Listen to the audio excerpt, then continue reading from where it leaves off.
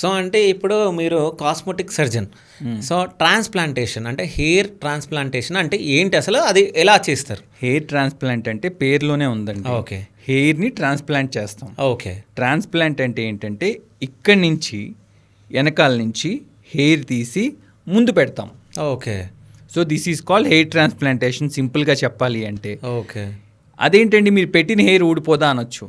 మీరు ప్రపంచంలో ఎంత బాల్డ్ ఉన్నాళ్ళన్నా చూడండి, ఈ వెనకాతల ఇక్కడి నుంచి ఇక్కడ దాకా ఒక స్ట్రిప్ అయితే ఊడదు కదా. అవును అవును. అక్కడి నుంచి హెయిర్ తీసి ఆ ఊడని హెయిర్ తీసి ముందు పెడతాం.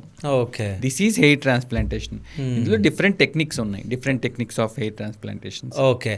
అంటే కొంతమందికి వెనకాల కూడా ఉండవు కదా, అప్పుడు ఏం చేస్తారు? వెనకాల ఉండపోవటం కాదండి, షేవ్ చేసేస్తారు. ఓకే. సపోజ్ మీరు అన్నట్టు వెనకాల కూడా లేదనుకోండి, ఓకే, తక్కువ హెయిర్ ఉంది, వెనకాల కూడా తీసే అంత లేదనుకోండి, బియర్డ్ నుంచి తీయొచ్చు. ఓకే. చెస్ట్ హెయిర్ నుంచి తీయొచ్చు, వెనకాల వీప్ మీద ఉన్న బ్యాక్ హెయిర్ నుంచి కూడా హెయిర్ తీయొచ్చు. ఓకే.